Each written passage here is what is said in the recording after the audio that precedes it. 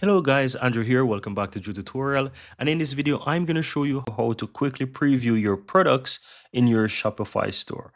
So instead of just going to your store by clicking on your store on the right hand side and then search for your products and view your products and find that specific one and then click on it and view the product details, I'm going to show you how you can quickly view those products on your Shopify store.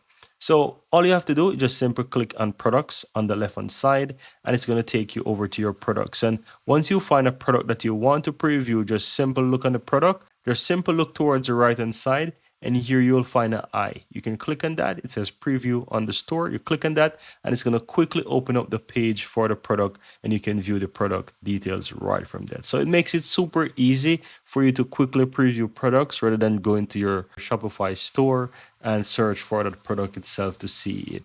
And it's particularly very useful, especially if you update product details and so forth, and you just want to quickly check it to see how it actually looks. Super easy and super simple. So I just want to take the time to quickly share that with you so that you can quickly go ahead and preview your products from your Shopify store.